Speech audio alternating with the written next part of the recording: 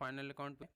Last video में हम लोगों ने trading account, profit and loss account और बैलेंस शीट सीक्वेंस में सीखा था और अब final account with adjustment start करेंगे। आज की क्लास में हम लोग outstanding, prepaid, accrued, unaccrued and depreciation का एडजस्टमेंट सीखेंगे और बाद बाकी एडजस्टमेंट जो है वो नेक्स्ट वीडियो में हम लोग सीखेंगे। जब भी आप फाइनल अकाउंट विद एडजस्टमेंट्स के क्वेश्चन करेंगे तो आपको एक ट्रायल बैलेंस गिवन होगा और उसके नीचे एडिशनल इन्फॉर्मेशन होगा। उसी एडिशनल इन्फॉर्मेशन को हम लोग एडजस्टमेंट्स कहते हैं। तो चलिए स्टार्ट करते हैं। मैं इस क्वेश्चन को लेकर आगे चलूँगा, तो आप इस क्वेश्चन को एक बार नोट कर लेना। और सबसे पहले आउटस्टैंडिंग एक्सपेंस का क्या एडजस्टमेंट करते हैं।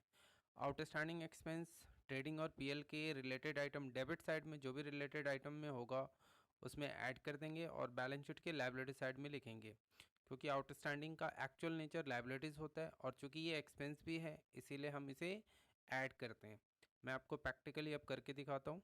जैसे कि अगर एडिशनल इन्फॉर्मेशन में लिखा हो आउटस्टैंडिंग वेजेस, तो आप चूंकि वेजेस ट्रेडिंग के डेबिट में आता है तो पहले आप वेजेस लिखेंगे ट्रायल बैलेंस वाला 30,000 है जैसे इस क्वेश्चन में, फिर उसमें एडजस्टमेंट वाला आउटस्टैंडिंग 6,000 ऐड करोगे और फिर उसे बाहर कर देंगे 36,000 एग्जैक्टली जैसे मैंने किया वैसे ही करना है। एंड देन आउटस्टैंडिंग वेजेस एक और जगह पे आएगा, उसे हम लोग कहेंगे बैलेंस शीट लायबिलिटी साइड। तो बैलेंस शीट के लायबिलिटी साइड में फिर आउटस्टैंडिंग वेजेस इस तरीके से लिखना है। यानी जितने भी एडजस्टमेंट्स हैं वो दो जगह आते हैं, एक ट्रेडिंग पीएल में कहीं पे और एक बैलेंस शीट में।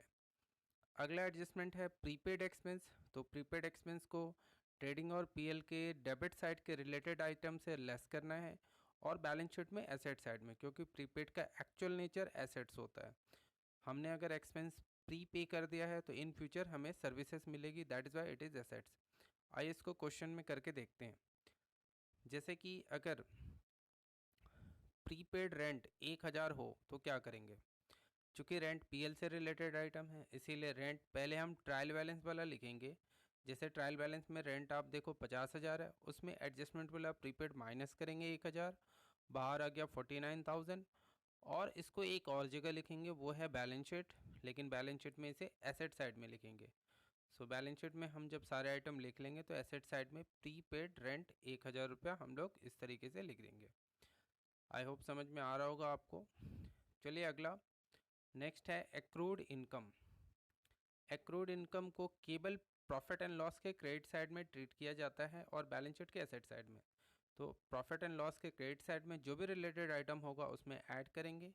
एक्रूड इनकम का मतलब होता है कि हमने पैसे कमा लिए हैं लेकिन अभी तक हमें मिला नहीं है, तो इन फ्यूचर मिलेगा, दैट इज़ वाई ये एसेट्स होता है, इसका रियल नेचर एसेट्स है।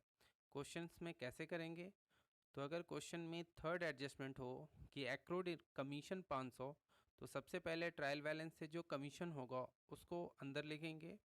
जैसे 6,000 है उसमें ऐड करेंगे एक्रूड 500 रुपये, तो टोटल हो गया 6,500, बाहर हो जाएगा, फिर नीचे अंडरलाइन करेंगे और इसी एक्रूड इनकम को बैलेंस शीट के एसेट साइड में भी जाकर हम लोग लिखेंगे। तो बैलेंस शीट के एसेट साइड में एक्रूड कमीशन 500 रुपये आ जाएगा। मैं अनएक्रूड का क्वेश्चन में करके नहीं दिखा रहा, बस आपको बता देता हूँ कि अनएक्रूड कमीशन क्या होता है या अनएक्रूड इनकम क्या होता है।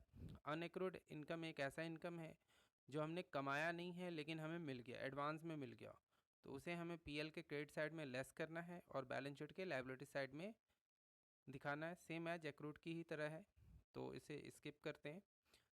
चौथा लेते हैं डेप्रिसिएशन, जो कि हर क्वेश्चन में ज़्यादातर रहता है।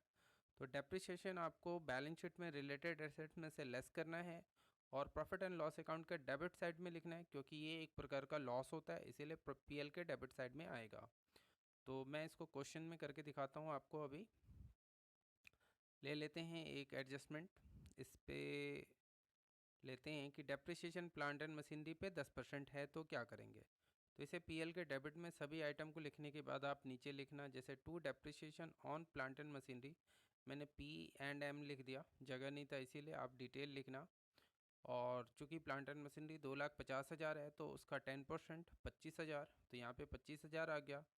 और बैलेंस शीट के एसेट साइड में आप plant and machinery 2,50,000 inner column में लिखोगे, उसका 10% 25,000 माइनस करके फिर बाहर आ जाएगा 2,25,000।